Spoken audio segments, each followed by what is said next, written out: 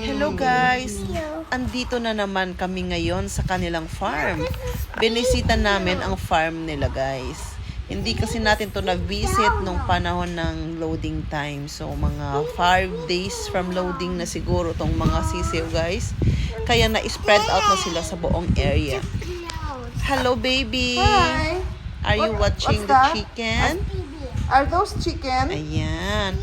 Itong Baby baby na chicks? ito, masyado siyang Yes. mababaw lang kaligayahan niya guys. Gustong lagi sumasama sa farm.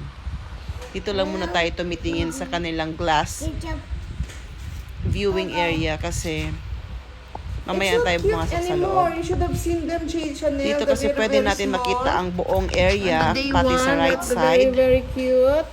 tsaka kahit sa left side guys. Kasi naka-concave ang kanilang glass viewing area. Ito na yun siya guys. Wow. Ang dami-dami mga sisiw. Naka-spread out na sa buong building. Kasi lumalaki na sila yun. Yung dati, kung makita mo yun, 1/4 na ng area ang kanilang inoccupy dahil sisiw pa lang sila. Ngayon kasi mga 5 days na sila, kaya lumalaki na sila. Para hindi sila masikip doon sa space, in-spread out na sila sa buong building guys. My baby chicken. My chicken is not fighting. Why? Mommy? This one for eating. This is not for. This one is not for fighting chicken.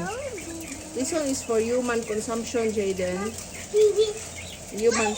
Jaden, don't waste the feeds.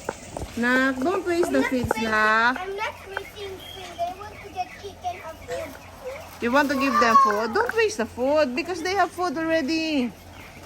Their food is going inside their plate already. Ito lang ang life ng mga manok guys. Kain, tulog, hanggang sa ma-harvest na sila. Yung itong purpose nila guys, para sa human consumption. Yung ang tinatanong ni Jaden kung bakit hindi daw silang, they don't fight. They're not fighting daw. Kasi akala niya siguro guys, pwede gawin siyang manok panabong.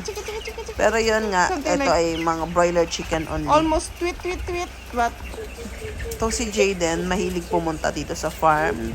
Nag-e-enjoy siya pag pumupunta siya dito sa farm kasi gustong-gusto niya itong mga manok. Masyado siyang curious sa lahat ng bagay, kagaya ng mga ginagamit dito. Gusto niya matutunan lahat. Minsan panggulo lang sa mga staff dito sa farm. Etong picture sinend nila daw day 1 yung chicken nung kaka-loading pa lang guys. Thank you guys for watching.